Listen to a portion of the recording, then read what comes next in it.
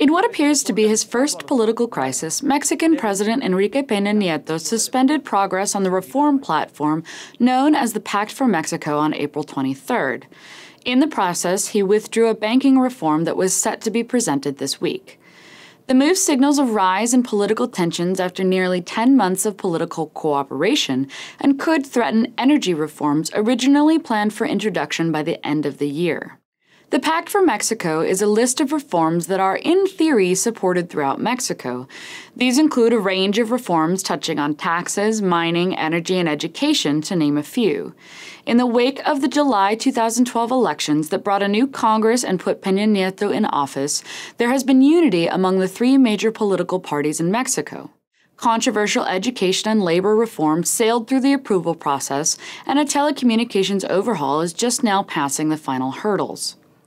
The banking overhaul set to be introduced this week would have aimed to help to improve credit access to Mexican businesses, address money laundering, and increased regulatory oversight of the banking sector. The issue that seems to be holding it up is a dispute over whether or not Peña Nieto's party, the PRI, misappropriated federal funds for the campaign purposes in the state of Veracruz.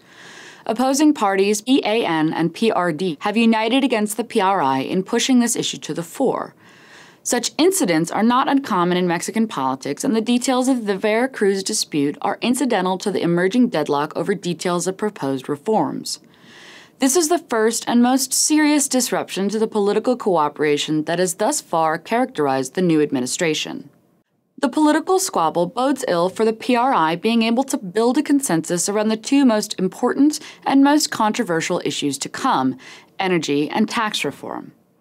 The government budget is heavily dependent on oil revenue, but with oil production declining, it must boost tax revenue to make up the difference. And without a reform of the energy sector, Mexico may go from being a net oil exporter to a net oil importer. Both topics are highly controversial, however, and the PRI cannot pass them into law on its own. It will require the cooperation of either the PAN or the PRD. What today's development tells us is that the efforts of the PRI to pursue its legislative agenda will be harder going forward. The current ordinary legislative session ends April 30th. The suspension of the Pact for Mexico agenda at this point means that Mexico's summer will be characterized by fierce politicking as each party establishes its positions ahead of the next session. And unless an extraordinary legislative session is called, the realistic outlook for Mexico is that progress on the pact has been interrupted until the next session begins on September 1st.